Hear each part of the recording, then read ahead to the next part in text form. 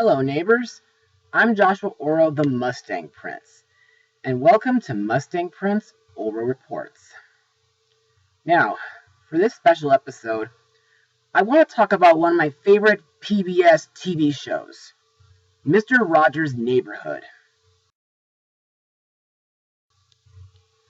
Created and hosted in 1962 by Fred Rogers, the show was aimed primarily at preschool children from ages 2 to 5, but it was labeled by PBS as appropriate for all ages. The show has been on TV for about 31 seasons from 1968 to 2001 for a total of 912 episodes. During each half-hour segment, Mr. Rogers speaks directly to the viewers about various topics, taking the viewer on tours of the factories, demonstrating experiments, crafts, as well as music, and interacting with his friends. Mr. Rogers also makes a point to simply behave naturally on camera rather than acting out a character, stating that one of the greatest gifts you can give to anybody is the gift of your own honest self. And he also believes that kids can spot a phony a mile away. The half-hour episodes were punctuated by a puppet segment chronicling occurrences in the neighborhood of make-believe. Another segment of the show consisted of Mr. Rogers going to different places around the neighborhood where he interviews people to talk about their work and other contributions. And need I remind you about that wonderful song that he sings, "Won't You Be My Neighbor?" During my childhood, I loved watching Mr. Rogers' show, and to me, I think it helped me become a very sociable person, despite the fact that I have autism and Asperger's syndrome. Also, I hear that there were a few movies that referenced the show, like Casper from 1995, Sesame Street's Follow That Bird, and just recently, The Addams Family.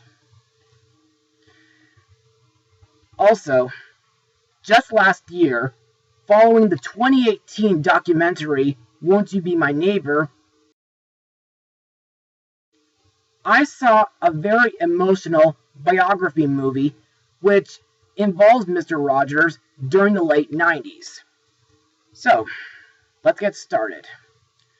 Released on November 22nd, 2019, the movie is A Beautiful Day in the Neighborhood. So, let's get started. Lloyd Vogel is an investigative journalist who receives an assignment to profile Fred Rogers. He approaches the interview with skepticism, as he finds it hard to believe that anyone can have such a good nature. But Mr. Rogers' empathy, kindness, and decency soon chips away at Vogel's jaded outlook on life, forcing the reporter to reconcile with his own painful past. So, what do I think of this movie? Well, this movie was not only emotional, but it was also a great return to childhood, and I want to consider it one of my favorite films from last year. But before I do go further into why I love this movie, let's move on to Mustang notes. The film was directed by Marielle Heller, and it was written by Micah Fitzgerman Blue and Noah Harpster. It was inspired by the 1998 article, Can You Say Hero? By Tom Junod, and it was published in Esquire. Principal photography on the film began on September 10, 2018 in Pittsburgh, with several sets converted into New York City. Filming also took place in Fred Rogers' studio at WQED where Mr. Rogers' Neighborhood was filmed, and the Jewish Community Center in Squirrel Hill. The crew consulted with the original crew members on Rogers' TV show and also brought in the same broadcast cameras and monitors used in the original production. The film received tax credits on approximately $9.5 million against a production budget of $45 million for filming in Pittsburgh. Production wrapped up on November 9th, 2018. Also, the film was chosen by Time magazine as one of the 10 best films of 2019. What I like about this movie is that it feels like a longer Mr. Rogers episode, and it feels like the kind of movie that you'd likely watch in a social skills class.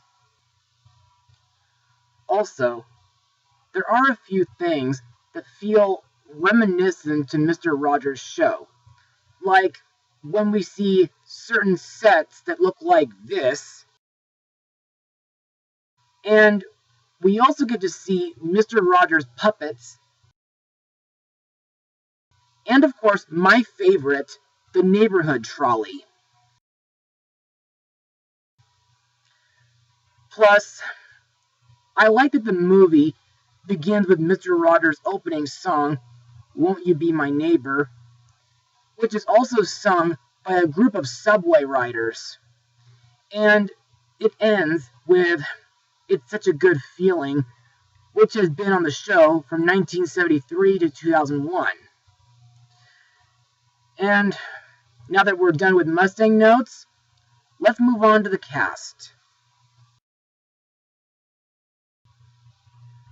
Let's begin with Fred Rogers, the creator and host of Mr. Rogers' Neighborhood, played by Academy Award-winning actor Tom Hanks. Best known from the Toy Story franchise, Saving Mr. Banks, and many others. To prepare for his role, Tom visited the Fred Rogers Center at St. Vincent College in Latrobe, Pennsylvania, for research in the Fred Rogers archives, and he watched Won't You Be My Neighbor.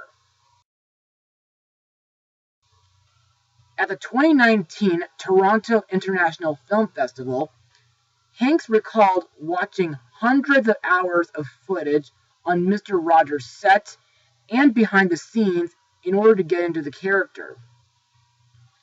In my opinion, I think Tom Hanks' performance as Mr. Rogers is absolutely superb, and I like that Mr. Rogers hosts the movie in the style of his show. Plus, I like when he tries to help Lloyd deal with his anger in a few scenes. The main character, Lloyd Vogel, is played by Matthew Rice, who got to be in the Netflix movie Mowgli, Legend of the Jungle Book. Lloyd is a jaded journalist who is assigned to profile Mr. Rogers for the magazine Esquire. Fun fact, Lloyd is based loosely on journalist Tom Junod, whose encounter with Mr. Rogers was adapted into the film. Director Heller described Lloyd as the viewer's entry point into Fred's teachings, and expressed hope that Lloyd's character development and growth as a new father would compel viewers to reflect upon themselves. You know, I find Lloyd to be a very relatable character who goes through a real stressful life as well as some father issues. Lloyd's wife, Andrea, is played by Susan Kalichi Watson. Andrea is a public attorney and a fan of Mr. Rogers' show. Susan Watson, who's also a fan of Mr. Rogers' Neighborhood, described her character as a career woman who faces unique challenges of patience and adaptation as the mother of a newborn. Lloyd's estranged father, Jerry, is played by Chris Cooper, who got to be in The Muppets, The Amazing Spider-Man 2, and Cars 3. Jerry is a philanderer who cheated on his wife, Lila, and abandoned Lloyd and Lorraine when they were kids. In a press interview for the film, Chris Cooper described his character as multi-dimensional and compared filming a scene with Tom Hanks to seeing the eyes of God. And now, let's move on to my final words. Overall, A Beautiful Day in the Neighborhood is such a beautiful movie. Not only was this a great return to childhood, but it gave a really heartwarming story, as well as some great life-learning messages. Plus, the acting was superb, and the cinematography was very nostalgic. As for my rating, I'll give this movie a full 100%. Well, that's all for now. Be sure to join me next Tuesday, where I blog an animated film which celebrates the work of a legendary American author, Mustang Power.